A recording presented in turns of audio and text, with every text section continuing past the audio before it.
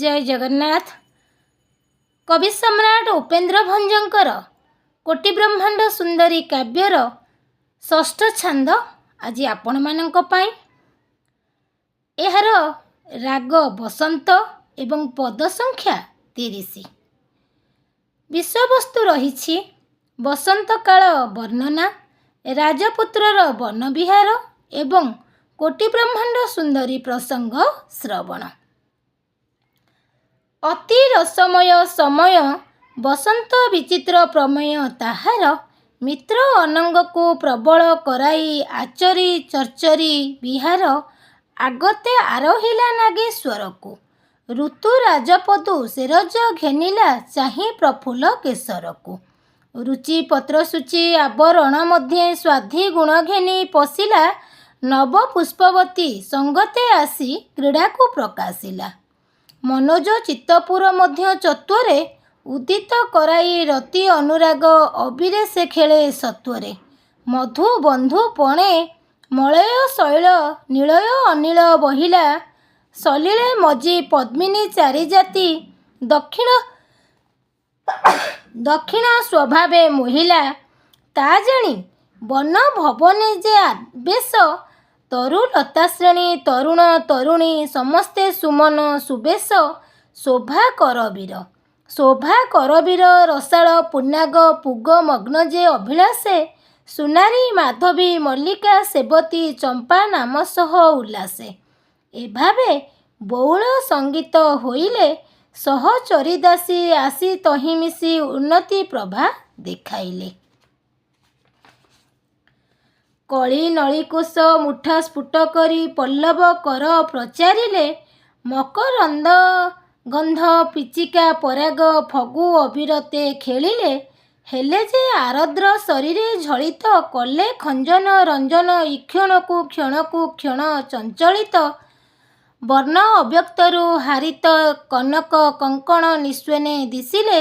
मत भृंग श्रेणी बाजिणी किंकिणी रण रण पद घोषिले एतिकी मात्र रहिला विवेचना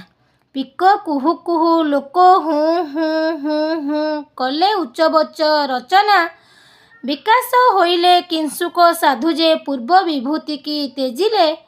छुरिक किरात कष्ट कठोरांग उत्फुल्ल पुलक भजिले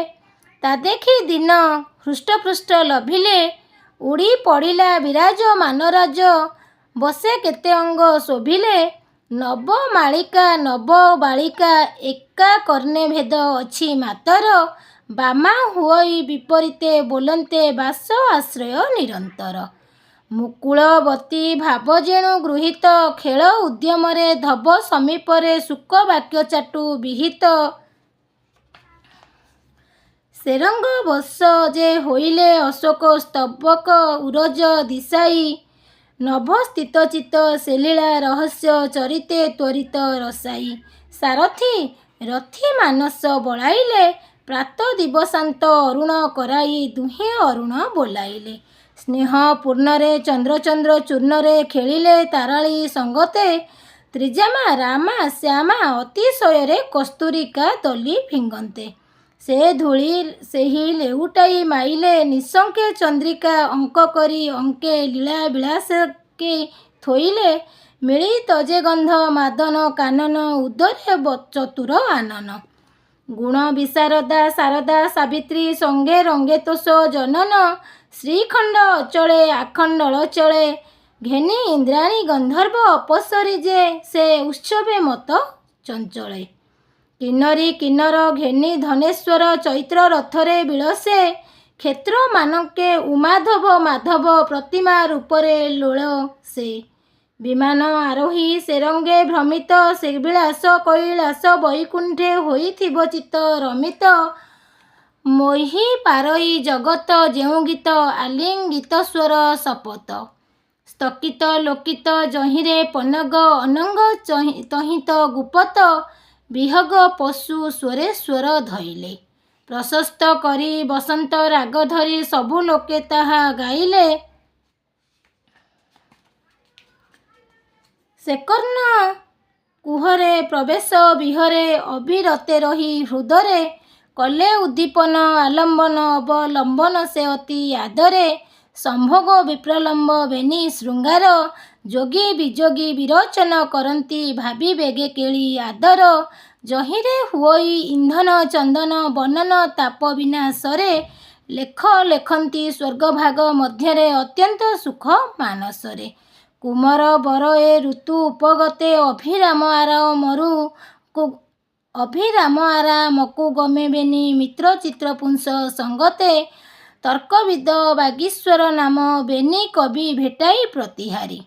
ପୁରୋଧା ସୁତ ପୁଷ୍ପକାଳ ପ୍ରଶଂସୀ ହୋଇବାରୁ ବନ ବିହାରୀ ତରୁଣ ଏଥିକି ସୁମନେ ହସତି ତୁହୀନ କାଳରେ ତ୍ରାହି ବୋଲି ପିକେ ଅତି ଉଚ୍ଚ ଯେଣୁ ଭାସନ୍ତି ନିକଟ ପ୍ରକଟ ସରସୀ ଦେଖାଇ ସଚିବ ନନ୍ଦନ ଭାସୁଛି ନୂତନା ପଦ୍ମ ମୁଖ ଅଳ୍ପ ବିଳାସୀ ଏହି କଥା କହି ଆସୁଛି ଯେ ଜଡ଼ ସେ କି ମଧୁ ସଙ୍ଗେ ଲକ୍ଷିତ ବୀର ମଣି ଭଣି ଗ୍ରୀଷ୍ମ ବରଷା ଶରଦେ କି ନିନ୍ଦା ବାଞ୍ଛିତ ଅଗ୍ରତରେ ଥିଲା ଅଭୂତ ପୁରୁଷ ପାଲଟିଲା ହୋଇ ଭାସିଲା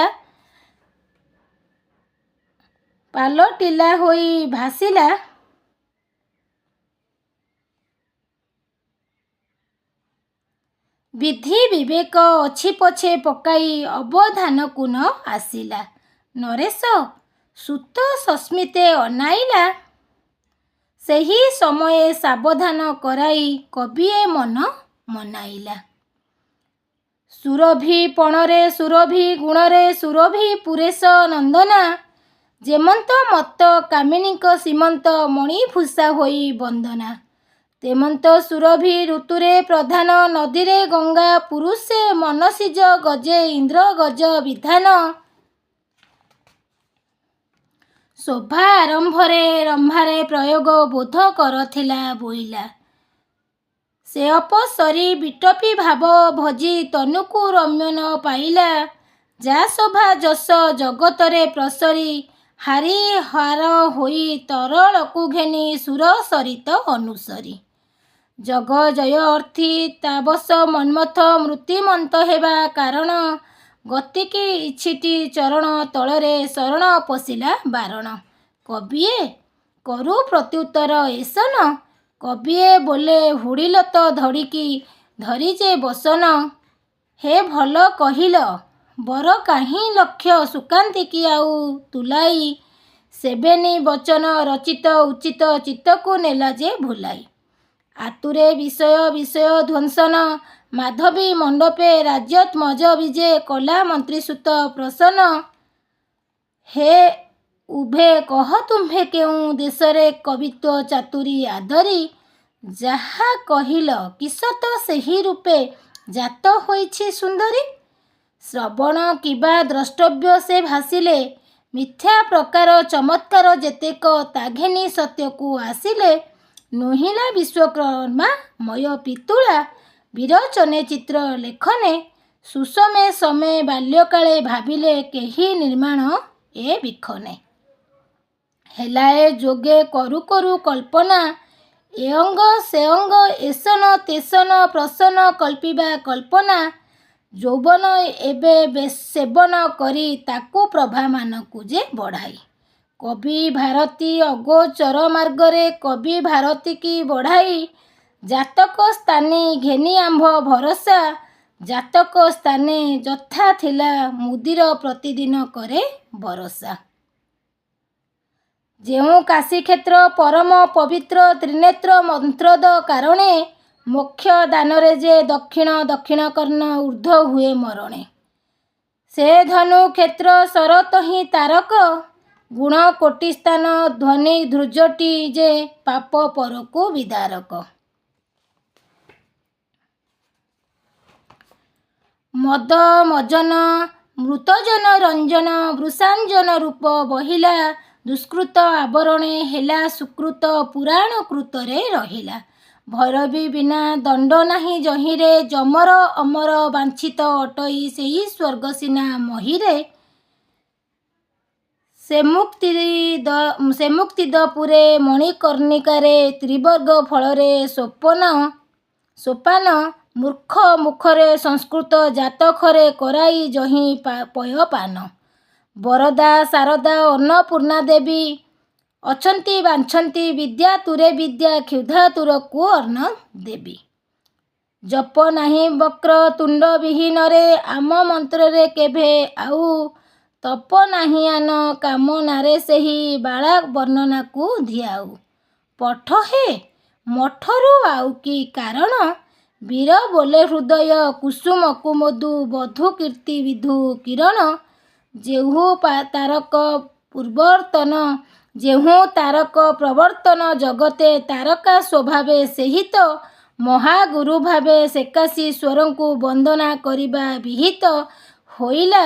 କବି ଉପେନ୍ଦ୍ର ଭଞ୍ଜର କାମଦାୟକ ବିନାୟକ ଜନକ ଏଭାବର ପୁଣି ଜର୍ଜର। ହୋଇଲା କବି ଉପେନ୍ଦ୍ର ଭଞ୍ଜର କାମଦାୟକ ବିନାୟକ ଜନକ ଏଭାବରେ ପୁଣି ଜର୍ଜର। ଜୟ ଜଗନ୍ନାଥ।